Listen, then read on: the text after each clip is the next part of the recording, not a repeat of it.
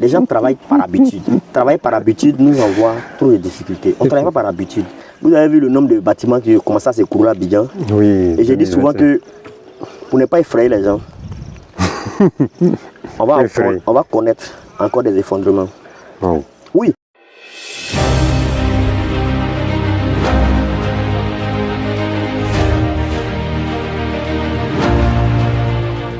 Bonjour chers investisseurs Imo Finance. Aujourd'hui nous avons encore la grâce de recevoir M. Konan Foucha Hervé, ingénieur de son état, 17 ans d'expérience dans le bâtiment. Nous allons profiter un peu de son expertise, de son expérience, de ses 17 ans d'expérience.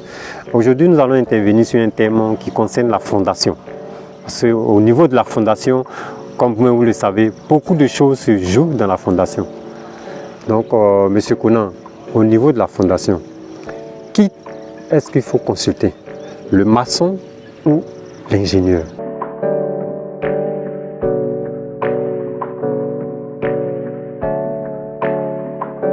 Merci M. Kessé.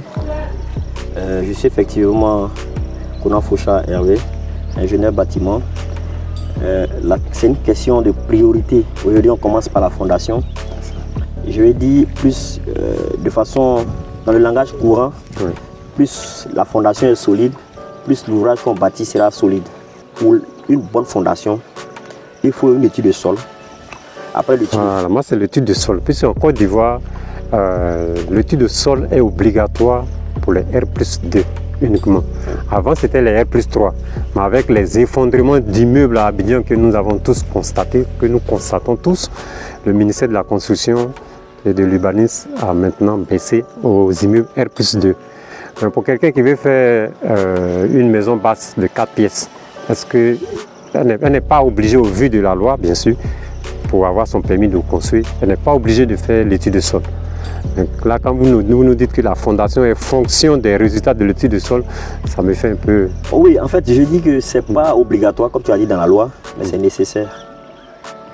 C'est nécessaire, je dis, pour qui a déjà construit, pour qui envisage construire, s'il a déjà pris des informations, il sait que construire une maison, c'est pas une petite affaire. Ouais, moi j'ai dit toujours qu'il faut sécuriser son investissement.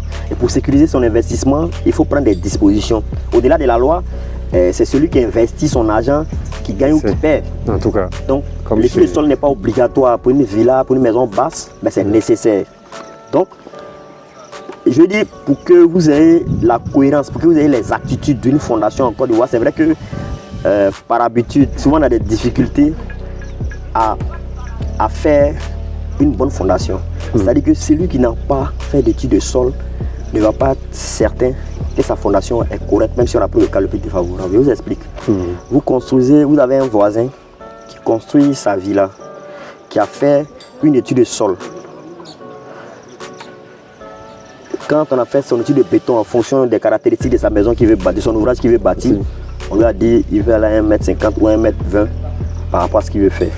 Vous voulez faire le même bâtiment à côté, vous faites une étude de sol, malheureusement pour vous, vous vous retrouvez à 0,50 m à une roche. Vous êtes voisin, hein? Mais vous, au moment où vous faites le sondage, vous vous retrouvez, il y a une roche dans l'emprise de la construction de votre bâtiment. Vous n'avez plus la même certitude, quand même vous êtes voisin. Parce que lui, il allait vous voulez faire un duplex de 5 pièces, lui, il veut faire un duplex de 5 pièces. Sauf que vous avez trouvé une roche, chez lui c'était du sable, ou chez lui c'était du graveleux.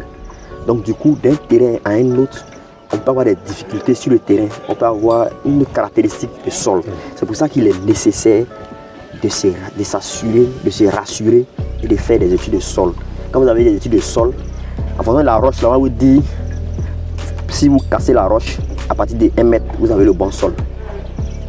Je dis, chaque terrain a ses caractéristiques. C'est réalité en fait. C'est pour ça qu'il faut, pour être sûr que notre maison, on va avoir une fondation solide. L'idéal, c'est de faire une étude de sol pour chacun de ces terrains sur lesquels on veut bâtir une maison. En ce moment-là, quand l'ingénieur de structure vient faire ses calculs, en fonction, comme j'ai dit, de votre ouvrage, il va vous dire votre fondation là doit être ferraillée de telle sorte. Ce qui se passe en ville, c'est quoi? Le gars appelle, allô monsieur Konan, excusez-moi, hein, je suis en train de faire une R+2 là, mais mon maçon me dit de me faire 10, mais toi tu penses que quoi? Mais je n'ai rien vu, je n'ai aucune certitude. Je te dis de me faire 10 ou faire 14, sur quelle base? Donc c'est le problème qu'on a. Ça. Il faut dire aux uns aux autres que les faits qu'on met là, on calcule, c'est un calcul qui donne ça, qui dit que dans ce bâtiment là, il faut 10 fers de diamètre 10, HA. Et puis HA là, il y a HA, il y a, je veux dire, les fers là, il y a des caractéristiques, il y a FE 500, il y a FE 400, je veux dire, c'est des calculs là qui vont te donner une précision. On n'invente pas une maison, on ne fait pas une maison par habitude. Oui. Parce que ce qui se passe quand vous voyez les maisons qui s'effondrent à Abidjan, là, la plupart là, les gens font par habitude. Oui, comme j'ai fait chez M. Kessé, son R+2 avec 1,50 m de profondeur, avait fait 10 que ça est là depuis 10 ans. Donc je vais aller chez M. Fauchard avec les mêmes caractéristiques. Mais qui a dit que le sol était pareil? Ce qui se passe mais dans le domaine, c'est que le gars dit non, ici là, bon, c'est un peu dans la zone de Bassam et autres. Donc c'est une zone un peu sableuse, mais marécageuse. Donc il faut creuser jusqu'à 1,50 m de profondeur. C'est ce que je suis en train de dire. Les gens travaillent par habitude. Travailler par habitude nous envoie trop de difficultés. On ne travaille pas par habitude. Vous avez vu le nombre de bâtiments qui commencent à s'écrouler à Abidjan. Oui. Et j'ai dit souvent que pour ne pas effrayer les gens, on va connaître encore des effondrements. Oh. Oui, c'est pour n'effrayer personne. Ce qui se passe, c'est quoi? Vous savez, sans avoir fait d'études précises sur le sujet, mais la plupart des effondrements sont dus au ferraillage. Les fers dits chinois sont l'une des causes. Au-delà des fers chinois, les gens ne mettent pas les diamètres. Je dis, au-delà des diamètres, ne mettent pas, je dis, ce qu'un calcul béton armé aurait souhaité dans ces bétons-là, parce que les gens font par habitude. Effectivement, il n'y a pas de calcul. Il n'y a pas de calcul. Les gens font les constructions comme ça. Conséquence, dès qu'on connaît un petit problème, le bâtiment s'écoule comme un château de sable. Ce qu'il faut faire, les fers même qu'on utilise dans une construction, on a la chance, on a le LBTP qui est performant. On peut calculer les caractéristiques du fer qu'on va utiliser dans une construction, si c'est bon, c'est pas bon. Mais même quand la maison est construite, ce qui ne savent pas, c'est que le même LBTP là, moi je dis LBTP parce que... c'est une maison publique. C'est une maison publique, merci. Oui. Donc on doit pouvoir les solliciter pour vérifier est-ce que les poteaux, les fers... Je dis c'est un travail fastidieux, mais il faut qu'à un moment donné l'État se donne les moyens de vérifier toutes les maisons qui ont été construites dans la dernière décennie en Côte d'Ivoire. Okay. Parce que les maisons ont été construites comme ça, sans, je dis, sans respecter les normes. Alors nous sommes dans la fondation, le thème c'est sur la fondation. Oui, mais on ne respecte pas, mais je dis que c'est la fondation qui fait couler les maisons. Si on ne respecte pas les normes. Le gars, je dis, on reçoit toujours les appels. Le gars t'appelle, bon, je suis en train de faire une fondation là. Est-ce qu'on a besoin de faire même? Bon, je dis, le gars il ne sait même pas. Il n'est pas sûr. Il ne sait pas, c'est pas qu'il n'est pas sûr, il ne sait pas, c'est l'ignorance totale. Le gars il ne sait même pas qu'une fondation doit respecter des normes. Donc il construit sa maison sans normes. Conséquence, effondrement. Donc pour qu'on ait une fondation solide, ça se calcule. Quand vous avez fini votre étude de sol là, vous envoyez ça à un bureau d'études ou vous envoyez ça à un ingénieur, il va vous calculer pour vous dire votre fondation là. À tel moment, il faut ça, il faut ça, il faut ça. Et que la ville est calculée là, c'est sûr, ça devient... La Bible. La construction, c'est une science. Ouais. Une science, elle est exacte. Exact. Ce qu'il a décidé dans les calculs là, c'est ce qu'il faut aller exécuter. C'est sur le terrain. Parce que souvent on arrive sur le chantier, on oublie de discuter les ouvriers parce qu'il dit que lui, c'est comme ça, il a l'habitude de faire. Là, lui, il n'a jamais vu ça, que toi tu vas exagérer. Ça. Mais les calculs disent que la fondation là, on doit mettre faire 10. C'est ce qu'on a dit. On n'a pas dit de venir faire une interprétation. On dit il faut exécuter ça comme ça pour que le bâtiment de monsieur reste. Parce que ce qui se passe souvent, c'est que les gens ont la bonne foi de calculer. Ils calculent, donnent à des experts, ils calculent et tout ça. Sauf qu'ils se disent, en allant faire suivre encore la construction, oh, moi j'ai l'habitude de travailler avec Yahoo qui est mon maçon ou bien qui est mon entrepreneur. Il fait ça sans tous ces plans-là. Donc on lui donne pour exécuter et il exécute sans les plans. Malheureusement, c'est pour ça que je répète toujours, dans le cours de l'habitat de 2019, le maître d'ouvrage reste responsable de la solidité du bâtiment. La preuve, c'est qu'il y a un effondrement, la première personne qu'on interpelle, c'est le maître d'ouvrage. Oui. Si on arrive à démontrer que c'est le maître d'œuvre qui a failli, c'est maintenant qu'on va venir chercher le maître d'œuvre. Sinon, la première personne interpellée, parce qu'il reste le responsable, parce que c'est lui qui a choisi tous les autres de venir faire sa maison. Le premier responsable d'un effondrement, c'est le maître d'ouvrage. C'est-à-dire que c'est le propriétaire. Quand on dit maître d'ouvrage, c'est le propriétaire. C'est le propriétaire d'abord, on cherche. C'est ça. Maintenant, lui de démontrer que. Il a confié à tel bureau d'études. Et ils ont suivi comme ils voulaient, comme ils se devaient. On va chercher maintenant à savoir est-ce qu'il n'y avait pas une erreur dans les calculs. On cherche maintenant l'ingénieur. Oui, s'il y a une erreur dans ses calculs, on va chercher une contre-expertise. S'il y a une erreur dans ses calculs, c'est en ce moment lui-même devient responsable. Ou bien s'il n'a pas suivi, ou bien s'il n'a pas exécuté comme il faut, en ce moment on va situer les responsabilités. Mais le premier responsable, c'est le maître d'ouvrage. Le maître d'ouvrage doit se débrouiller pour prendre ce qu'il faut pour exécuter sa maison. Par exemple, depuis tout ce qu'on va dire, il va dire non, mais moi je ne connaissais rien, je suis allé prendre un maître d'œuvre, un ingénieur, si tu comptais, mais il faut te rassurer que ton ingénieur que tu as pris est bon. Parce que tu as fait peut-être 3 jours ou bien une semaine là-bas, le temps qu'on démontre que le n'est pas bon. Oui, c'est très important. C'est pour ça que la maîtrise, on dit, ton maître d'œuvre là, il doit te fournir des rapports réguliers.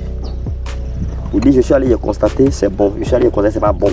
C'est ça qu'on va regarder. Voici les parties qui ne sont pas bonnes, voici les corrections qu'il faut faire. Donc s'il avait interpellé que c'était pas bon, que le maître d'ouvrage il s'en foutait, c'est pour ça qu'on dit, même si le maître d'ouvrage et le maître d'œuvre ne sont pas d'accord du point de vue des normes, le maître d'œuvre doit pouvoir arrêter les chantiers. Oui, la loi le permet. Il peut dire en tant que maître d'œuvre, moi il y a ma responsabilité civile et pénale, j'arrête le chantier parce que le maître d'ouvrage a envie de faire ce que les plans n'ont pas dit. C'est ça. Il dit, moi, les plans ont dit, on doit faire si. Le maître d'ouvrage dit, il ne veut pas. Donc, on arrête. Pas l'argent. Et il doit interpeller l'autorité administrative pour dire qu'on est en train de faire un chantier, c'est ma responsabilité qui est engagée, mais le maître d'ouvrage dit, lui, veut faire autre chose. Donc, je l'interpelle pour qu'on arrête. C'est ça. Donc, on doit s'assurer que un ouvrage est solide, en commençant par la fondation, tout simplement en respectant les plans qui ont été, je vais dire, les plans d'exécution, les plans de béton calculés par un ingénieur qui a fait sortir tous les plans avec tous les détails de ferraillage, des plans de coffrage, et ainsi de suite. C'est ces plans-là qu'on doit suivre. Quand on s'est assuré qu'on est en train de suivre ces plans-là, je vais dire, si on n'a pas d'erreur dans les calculs, si on a suivi scrupuleusement ce qu'il a demandé, on évite beaucoup de choses. Donc, il faut suivre l'ingénieur béton pour s'assurer que la fondation est correcte. Voilà. Parce qu'on ne fait pas une fondation comme ça, parce qu'on a vu l'autre faire, on fait la même chose. Non, une fondation doit respecter des normes. Moi, je dis toujours aux gens, la construction, là, il y a des normes dedans. On ne travaille pas par habitude, on travaille avec des normes. Et les normes évoluent en fonction des situations. Nous, ici, on n'a pas de mouvement de terre pour le moment. Mais le jour où la Côte d'Ivoire va commencer à changer, si la Côte d'Ivoire change, qu'on a des mouvements de terre, les normes vont changer. Oui. Parce que la façon dont les bâtiments résistent aujourd'hui, s'il y a des mouvements de terre, les bâtiments peuvent résister. On ne construit pas un bâtiment au Japon comme on connaît en Côte d'Ivoire. Oui. Ils ont une zone sismique. Donc ils ont toujours des problèmes de séisme qui peuvent venir à tout moment. Donc ils ne construisent pas leur fondation comme nous. Donc je dis en fonction, les normes là s'adaptent. Dans les pays développés, chaque année même les normes bougent. En fonction des situations qu'on a découvertes, ici par exemple là, ça peut être dû à quelque chose, les effondrements en Côte d'Ivoire. C'est vrai qu'on dit que c'est le fer, c'est les matériaux, c'est les mauvaises constructions. Mais tant qu'on n'a pas fait d'études correctes et approfondies pour savoir exactement ce qui provoque ça, on ne saura pas. Oui, et puis encore, il faut étendre l'étude sur les pays voisins. C'est ce que je dis. Guinée, Ghana, Togo, Bénin. C'est ça qui permet de changer les normes. On va dire non, encore voici nos normes qu'on a là ne tiennent plus. Il nous faut pouvoir bouger parce qu'on connaît des problèmes de tel type. Merci Foucha, merci cher investisseur Imo Finance 5G. J'espère que vous avez pris plaisir comme moi à l'écouter. Tu sens qu'il est dans son domaine. Tu sens qu'il est dans son domaine. Et moi, c'est René Kessé de Imo Finance 5G. Sur cette chaîne, tu trouveras des stratégies pour créer ton business immobilier si ce n'est pas encore fait, ou pour augmenter les revenus de tes business immobiliers existants. Car ici, sur Imo Finance 5G, nous parlons d'investissement dans l'immobilier. Nous parlons de partage d'expérience des investisseurs immobiliers. Aujourd'hui, nous avons reçu Foucha qui nous a vraiment éclairé sur la fondation. Je pense que désormais, vous savez à qui vous adresser pour vos fondations. Sur Imo Finance 5G, nous parlons de partage d'expérience des investisseurs immobiliers. Nous parlons surtout de réseautage des hommes et des femmes d'affaires. Merci de nous avoir suivis et n'oublie pas de t'abonner à notre chaîne. Rendez-vous à notre prochaine vidéo pour réussir ton investissement immobilier. Imo Finance 5G pour réussir votre investissement immobilier.